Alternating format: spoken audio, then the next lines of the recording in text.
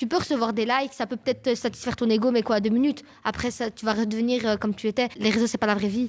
C'est vraiment un plaisir éphémère.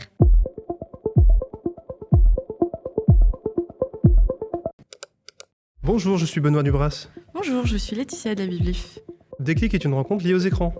À chaque rencontre, une nouvelle question. Déclic épisode 8. Qu'est-ce que la dysmorphophobie? On en parle avec la classe des 3 TQ Animation de l'Athénée André Thomas. Est-ce que vous avez l'habitude de faire des selfies et est-ce que vous les partagez sur les réseaux? Sur quel réseau et pourquoi? Je prends des photos de moi, mais en privé. Je ne les publie pas. Oui, moi je prends des selfies, mais j'en vois que au groupe que je connais, et à mes amis et mes cousins. Sinon, je vais pas les poster, je vais faire la star ici. Moi, je prends des selfies, mais je ne les poste pas en public. Moi, je prends des photos de moi et je les poste sur Instagram et Snapchat. Et aussi TikTok, des fois, quelques petits TikTok pour montrer l'univers du style. C'est très important, le style. Sinon, tout le monde sera pareil d'ici 2-3 ans. Pourquoi, à votre avis, les gens postent des photos de eux sur Internet?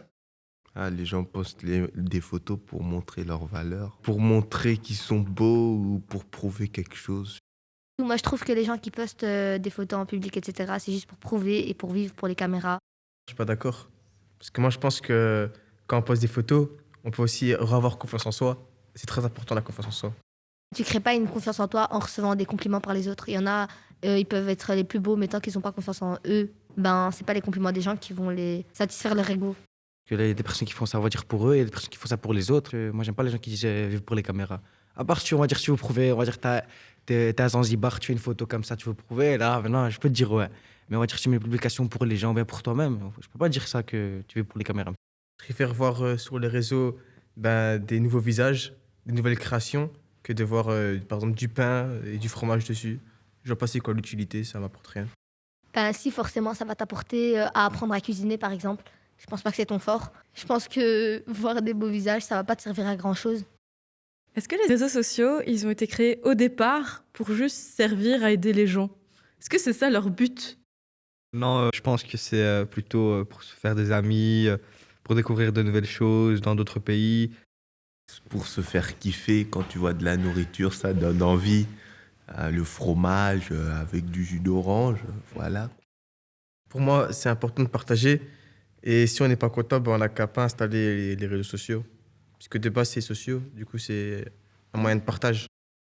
Avec les réseaux sociaux, juste en partageant par exemple une photo, on peut avoir énormément de soucis. Soucis de l'harcèlement, que ce soit de l'harcèlement ou n'importe quoi. Et je pense qu'il faut supprimer ces réseaux sociaux, que ce soit TikTok, que ce soit Snapchat, que ce soit Instagram, que ce soit que ce que vous voulez. Il faut supprimer ça. S'il y a personne qui publie, on va regarder quoi, nous? Regarder le vent. Si quelqu'un il aime pas, il peut swipe, c'est fait pour ça.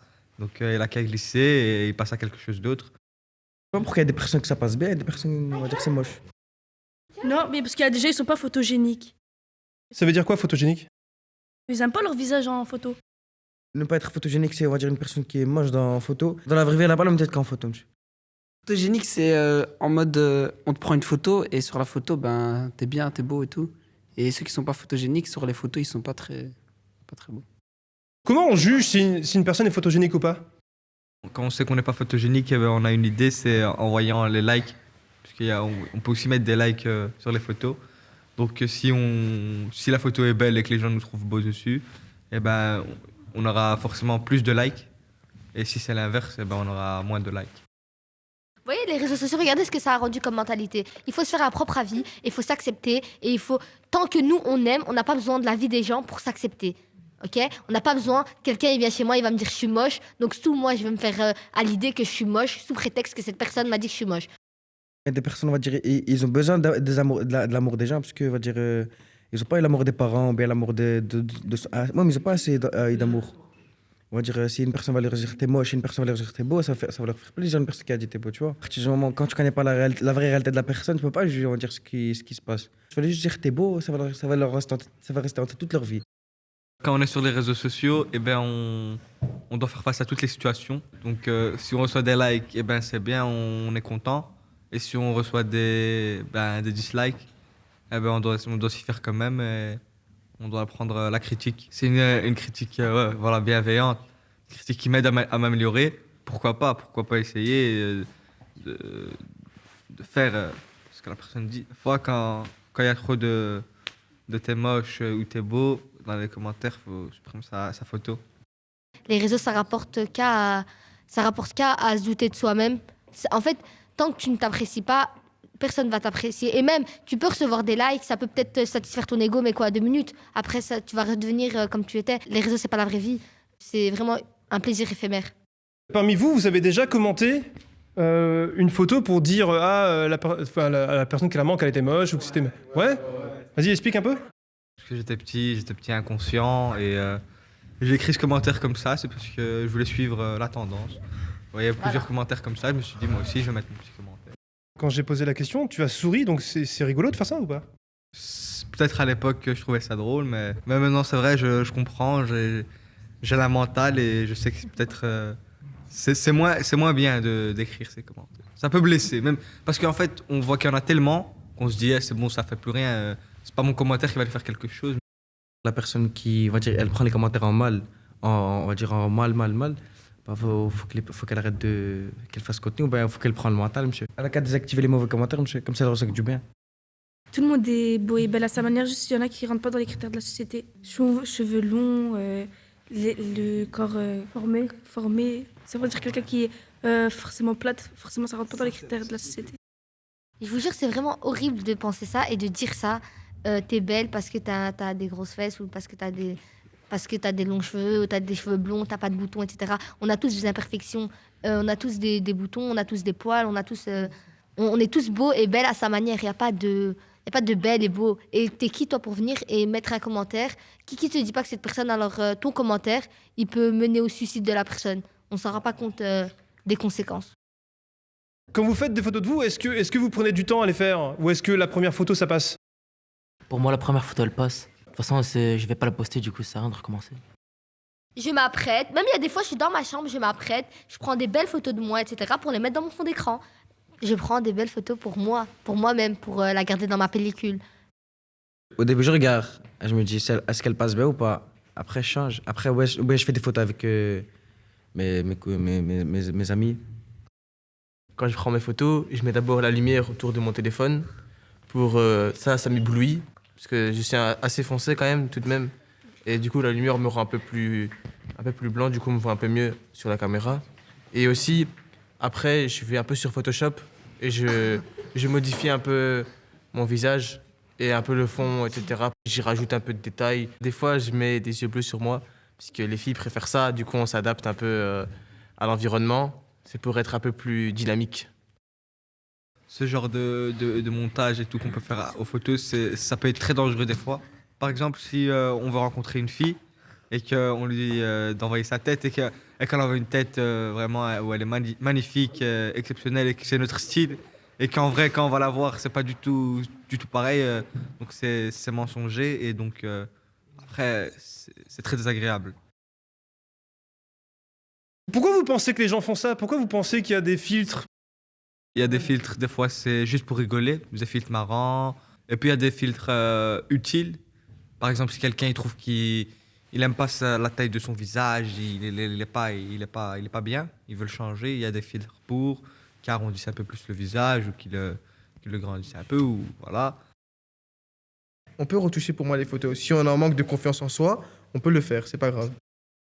Je me dis que je peux peut-être avoir plus confiance en moi en retouchant mes photos et en les gardant pour moi, en me disant que voilà, si je me maquillerais un peu plus, ben, je ressemblerais à ça. Si je fais ci, je ressemblerai à ça. Mais moi, je pars du principe que ce n'est pas normal de retoucher nos photos et de les poster. Ça, je pars de ce principe-là. Est-ce que vous pensez que le jugement est pas plus fort justement sur le physique des filles que sur le physique des garçons? C'est parce que je veux pas que les filles me frappent, mais c'est parce qu'ils ont plus de forme et dû à ça, ben, les gens ils jugent. Mais genre, à un moment, si tu fais des vidéos et tu veux prouver ton corps, c'est normal, les gens ils vont critiquer. À un moment, si tu vas, par exemple, faire du piano et tu vas mettre un décolleté, ce cas-là. Ça veut dire qu'on n'a pas le droit, enfin que les femmes n'ont pas le droit de mettre de décolleté, et si elles s'en mettent un, c'est forcément pour être jugées. Bah oui, ça, c'est forcément, on va les juger. Mais pas nous, hein, c'est la génération de maintenant. Moi, je dis pas que moi je vais la juger, elle fait ce qu'elle veut. Je trouve que elle a le droit de porter ce qu'elle veut, mais en fait, quand elle fait une vidéo ou quelque chose public où il y a plusieurs gens qui peuvent voir, que ce soit grand, petit, mineur, ce serait mieux de ne pas montrer trop de choses parce que ça pourrait choquer de voir une jeune femme presque à moitié à poil. Mais en privé, elle peut s'habiller comme elle veut, elle peut faire autant de décolleté qu'elle veut, ça regarde personne. On passe de décolleté à presque moitié à poil. Tu crois pas qu'il y a une nuance? Ouais, mais en fait, c'était pour un peu situer la franchise et voilà. D'accord. Donc, si je comprends bien, les femmes doivent se cacher sur les réseaux sociaux, mais dans la vie, elles peuvent s'habiller comme elles veulent. Dans la vie de tous les jours, moi, si je vois une femme d'or en décolleté, je vais pas aller la voir et la critiquer. Je vais aller la voir peut-être pour lui demander son snap. T'as un décolleté ou que t'as pas un décolleté, tu seras jugé quoi qu'il arrive. Donc je pars du principe que ça part de l'éducation et que si tu apprends à tes enfants ou à tes fils, faut plutôt éduquer les fils que les filles.